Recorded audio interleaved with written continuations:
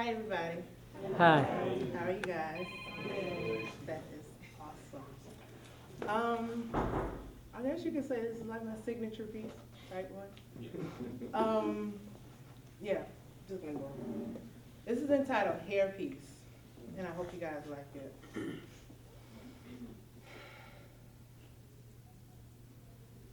For me, it was never an option. Never had a chance to make my identity a matter of placing a request when God sat at his desk and constructed my existence from his holy etch-a-sketch. Never had an opportunity to deny my broad nose, ask for eyes of hazel or gold instead of deep brown, shaped like almonds instead of dough round, or even reject the curves of my hips that house the eggs that will soon be soldiers of his army, replaced by the spirits of generations who've earlier died, so that explains why they're so wide. And then there's my skin. A starless complexion in which I didn't acquire via a take it or leave it bin, but instead it's the shade that my God said was the reflection of the history that is his greatest creation. So it was inevitable that it was this shade I was destined. When others misconstrue it as a sin, I take that all in and smile at the merest perception, knowing that there's no issue staring back at me. But my hair.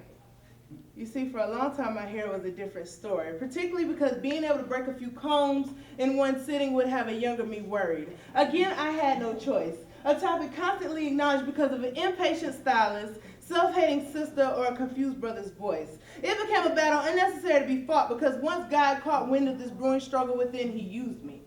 Used me as a vessel to relay his message to those for whom he felt had to be taught. So first off, the straightening agents had to go, and in August of 2006, I put my foot down and said, hell no. My hair, he said, was strategically designed in an effort to establish individual pride. When every other race's hair is straight, mine is deceptive via texture, displaying a soft soul when my natural state is embraced and exposed. Strand by strand, whether it's black, brown, or dyed ever so beautifully, it's my crown. So understand that for any man who can't seem to love me and my nappy roots, now is the time to let go of my hand. A pick with a clenched fist speaks volumes to the woman I used to be, stating that I can survive without the creamy crack or the heat-induced high. After taking a look to the sky for a little direction and the strength to try, internally I sobered, knowing that this is how he wanted me. And to change it would be to say he made a mistake, and God don't make no mistakes. So it's the title rocking kinkier and curlier better than the rest I'll take. And no, I'm not stating that a sew-in or a style of longevity makes one fake, but the moment true beauty is lost behind extensive distortion, behind the phrases, I can't live without my quick weaves, or girl, I need a perm every 6 weeks. It's time for you to recalculate. And when I did, no longer was it my ancestry that I hid. With scissors in hand, pride and courage took hold of my mental, and boldly I took that stand as my great grace, and greatest of grands whispered the legacy's demands. Watching my insecurities fall from my scalp and hit the sink, I thank him. Lord knows I do, because this poem was long overdue for the natural muses. That sister over there is so pretty. For the natural muses already in this room, and for my sister still unsure of what to do, it's simple. You just stay true. Thank you, y'all.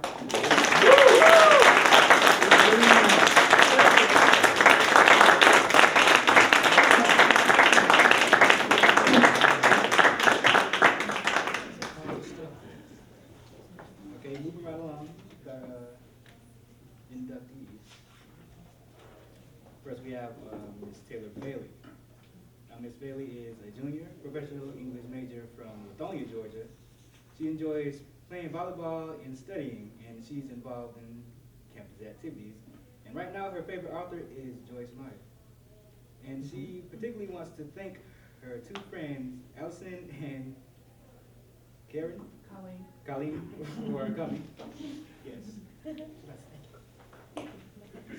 Bailey.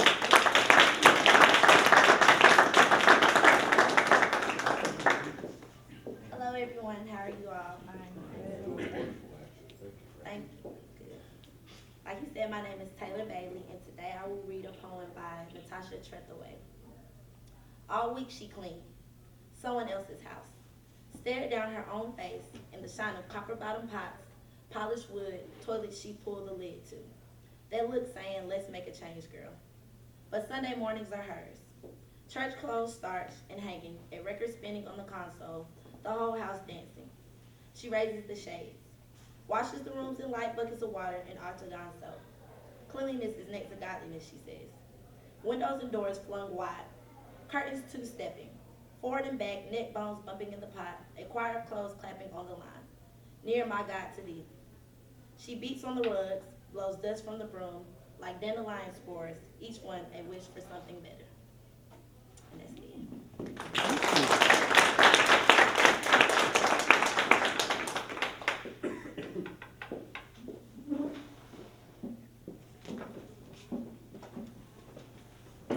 Good evening, everyone.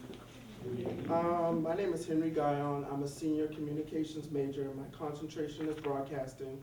Some of the things I do enjoy cheerleading, dance, singing, reading, and writing. One of the activities that I am involved in at South Carolina State University, I am a SC State cheerleader. So with this poem that is originally written by myself, it's called Is Cheerleading a Sport? People see us on the sidelines, girls waving pom-poms and guys shouting words out of their megaphones. Guys shouting words out of their megaphones. But to the world, it's still not a sport. They don't know about the late night practices that are going on so that a great performance could be put on. Guys powerlifting girls over their heads and catching them. The vigorous tumbling that goes on. The height of a 2-level pyramid, the flexibility of a flyer who has to hit every position, the technicality of motions, and sometimes the fatal injuries. See, I don't know what sport you play, but remember, we don't just lift weights, we lift athletes, which makes us a sport.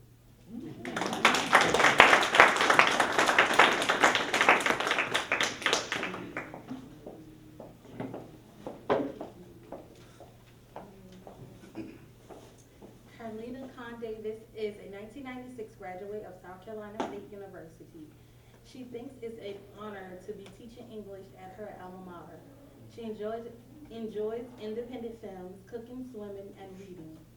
A closet feminist, her favorite author is Zora Neale Hurston, and she lives by Jamaica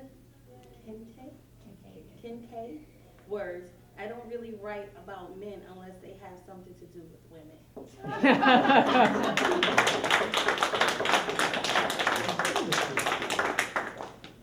Good evening. Good evening. As Ms. Smith said, it is really an honor to be back here teaching. I have been taught by some of the greatest professors, Dr. Favors, Dr. Green, Dr. Cassidy. So it's really an honor to be back here working with them and still learning from them as well. I wrote this piece, and here goes. You rock. You rock so hard I can smell the funk in your new Argyle socks. You rock like John Coltrane screaming like a newborn, notes that he knew back then as a baby. And even if the world forgets who you are, I will always remember that you are a rock. See, my memory goes back to Auburn Ave, when you melodically stole my heart with our first kiss, reaching across the table and taking my lips as if they were hands, and showing me the way to freedom. We were exposed to the night air with stars and streetlights illuminating our shadows, yet we began with no fear. Submissively vulnerable to each other and only to each other, yet still not trusting the love of the other. Rendezvous after rendezvous, our only arguments stemming from our understanding of our individual vulnerability. We collectively felt each other. I still remember the words you uttered. I'm just a man, but damn you, you were and are much more than a woman. Even if I can't tell you the moment that I cursed your gender as I write these words, I can remember thinking to myself over and over again as my manhood stemmed in and out of the finest ass I ever kissed.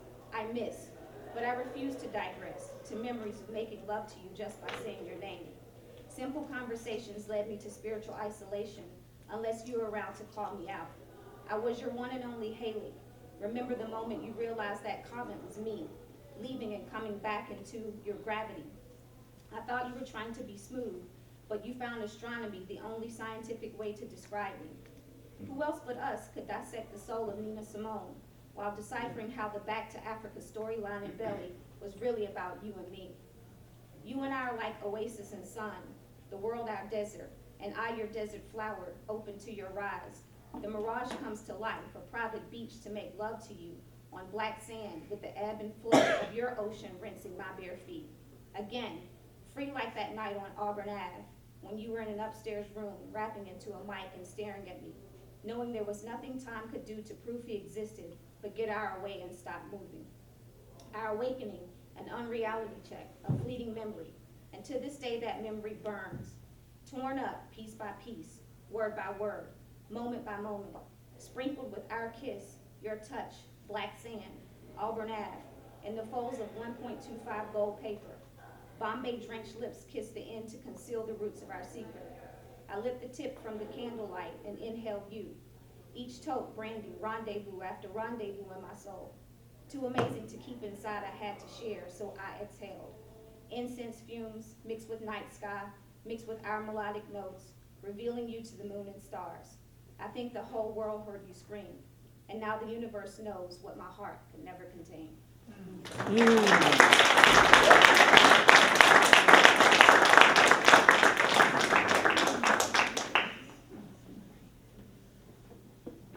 Next we will have Yasmin Marshall. Yasmin Marshall is a junior communications major from New York, residing in St. Matthews, South Carolina. She enjoys most reading, poetry, singing on her church choir, and shopping. Her favorite author is Eric Jerome Dickey, and she particularly would like to thank the A to Zi's chapter of Sigma Tau Delta, also her brother and friends for supporting her endeavors.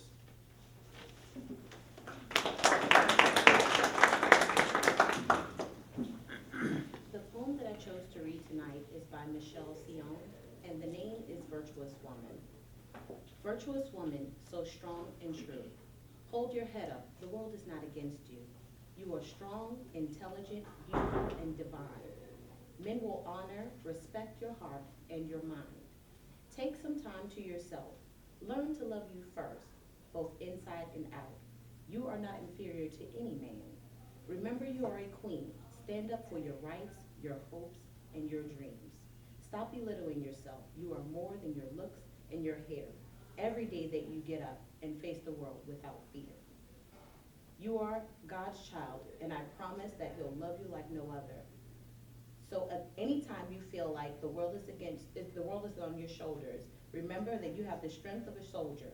Do not get sad or frustrated. Look in that mirror and say with veneration, I am a virtuous woman, strong and true. Guide my steps today, God, for my work is through you.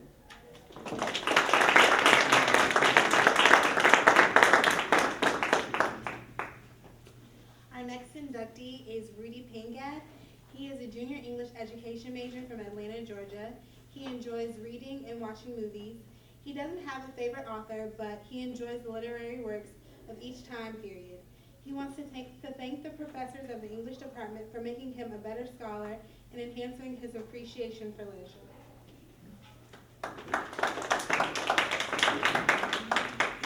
Hello, everybody. I really enjoy music, and I appreciate the art of music, so I found a sonnet expressing that by Anthony Lane Stalhut. And it says, the rhythm, the sounds, and of course the beat, swaying side to side and dancing the aisle. Feel the music pulsating all through your feet. Calm rushes over your face, makes you smile. You could get lost in the tones, carry away, feel the love flowing from inside your heart. Warm like the sun, giving heat like midday, has always been a part of life from start.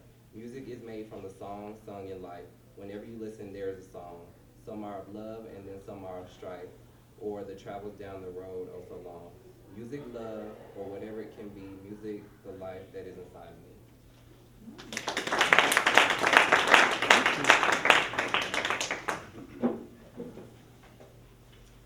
Next is Myquan Roberts. He is a senior majoring in middle level English education with a concentration in mathematics and English language arts. He's from a small town of Dillon, South Carolina. He enjoys spending time with his friends and family, surfing the web, and volunteering with children as much as possible. His favorite author is Langston Hughes. He would like to give a special thanks to God for granting him this opportunity and his friends that are here for showing support.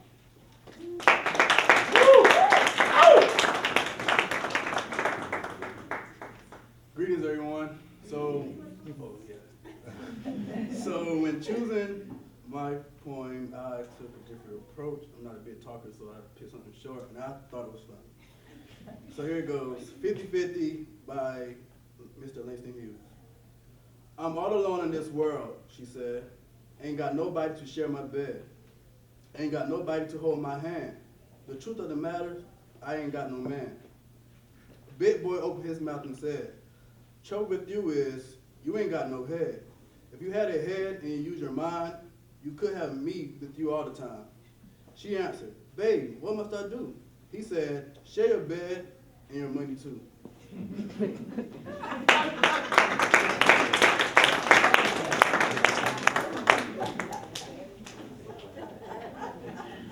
Our next inductee is a sophomore English major from Miami, Florida. She started off as another major, but we got her eventually. Vanessa Soleil. Hi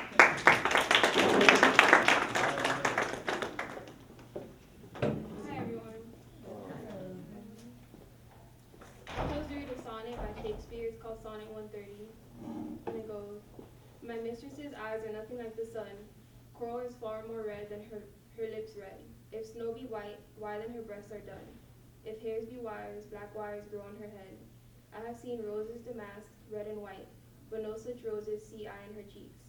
And in some perfumes is there more delight than in the breath that from my mistress reeks. I love to hear her speak, yet well I know that music hath a far more pleasing sound.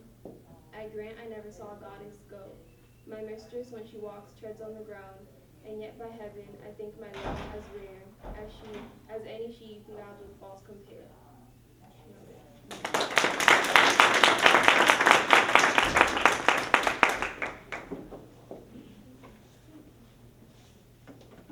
Our next inductee will be Ashley Shaw, who is a sophomore biology major from Columbia, South Carolina.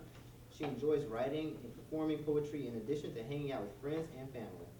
She is studying to be a veterinarian, and her favorite author is Rita Dove. And she would particularly like to thank her family and friends, Lee Hartwell and Digga, for their supportive presence. Okay.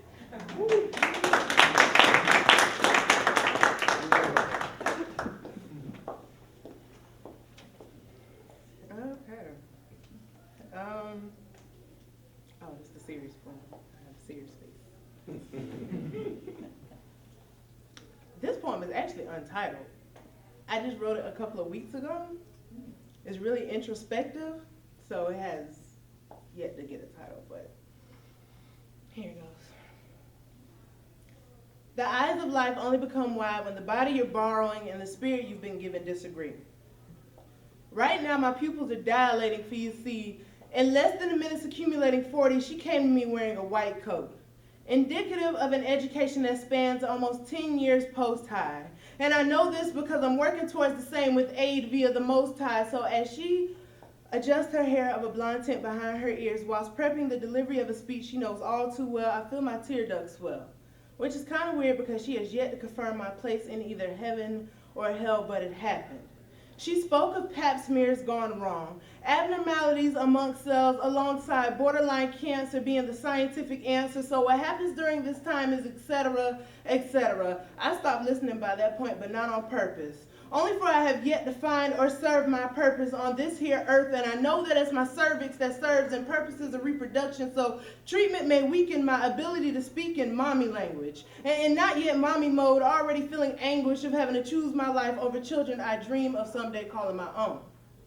I snapped out of such a defeated daze, feeling her hand rest upon my knee, and at that moment the tears flowed freely. Because at 22, this ain't what I do. This whole ordeal being so fucking surreal and untrue, so God, I ask you, how do we orchestrate a deal in which the stars in my ovaries can someday survive to be moons within my womb for at least 40 weeks? Because tissue scarring from this leap may make that merely a dream. How do I save face from making the mistake of establishing mortal planes when it's your hand that rotates this earth on its axis? Me making them in the first place causes you great laughter. So yes, I remember I am not of your kind, and my ego is indeed shattered. Where do we go from shedding so many tears out of the fear of forever being the last face that looks like me, instead of that of a beautifully darkened, Afro-donning baby who will someday call me mommy? My answers came in the form of silence, for questioning him was intolerable when it was my faith in him that's going to keep me from being childless. So when they say God gives his hardest battles to his strongest soldiers, it's that truth that'll bless me with a daughter, and I use it to mold her.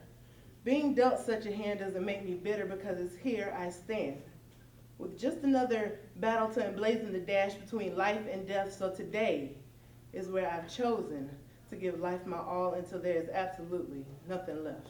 Thank y'all.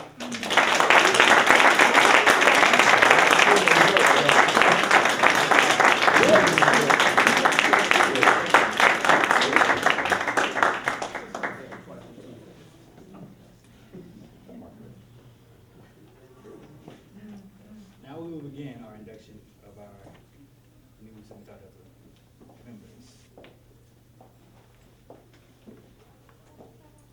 The meeting of the A to Z chapter of Sigma Tau Delta is called to order.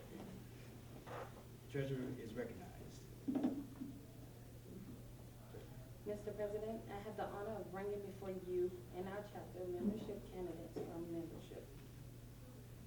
Will the secretary please read the names of the candidates and the degree of membership for which each candidate is? The inductees are Taylor Bailey, Henry Guyon, Carlena Cone Davis, Yasmin Marshall, Rudy Pangad, Myquan Roberts, Vanessa Soleil, Ashley Shaw. Have the candidates satisfied the requirements of membership? They have. My friends, are you ready to take upon yourselves the obligations of membership in the International English Honor Society and its local chapter? If so, answer, we are ready to become members of Sigma Tau Delta. We are ready to become members of Sigma Tau Delta. Will you repeat after me the pledge and motto of Sigma Tau Delta? Raise your right hand.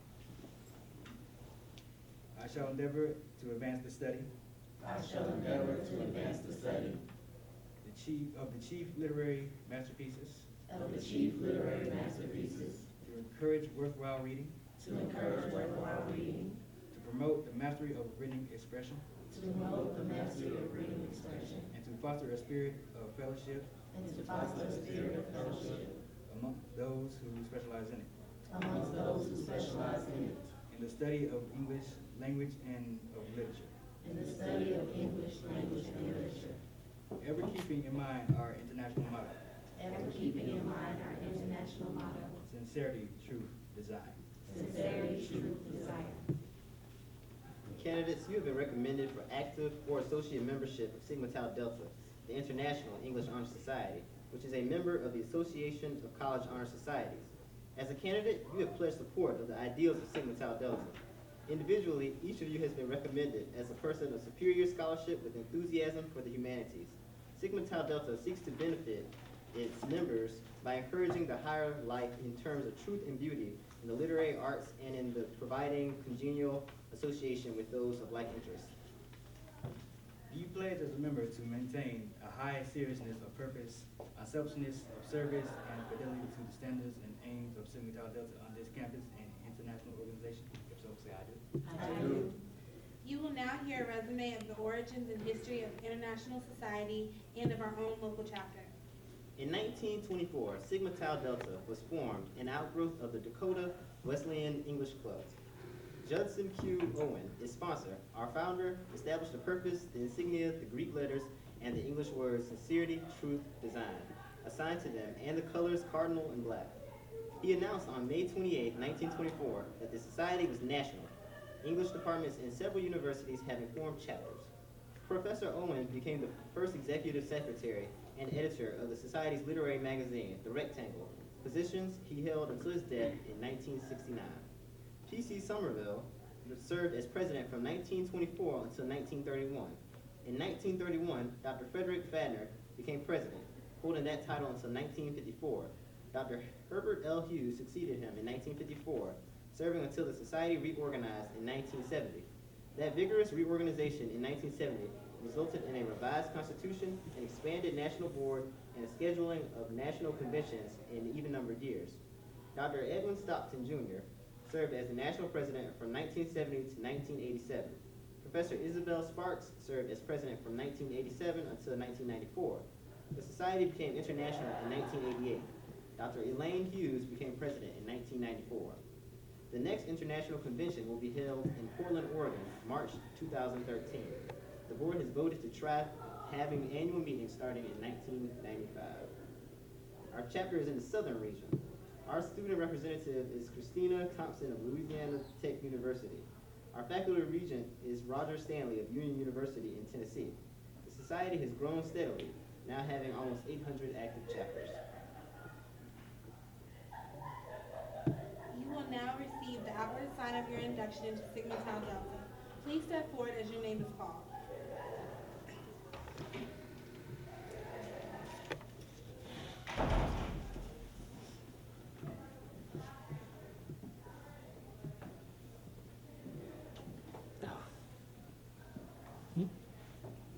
They're up there.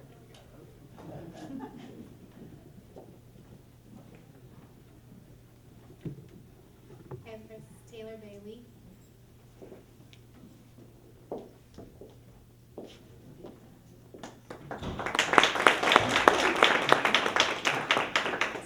Henry Guyon.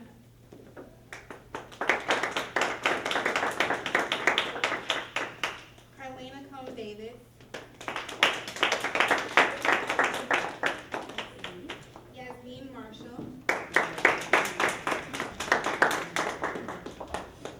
Rudy Pangad.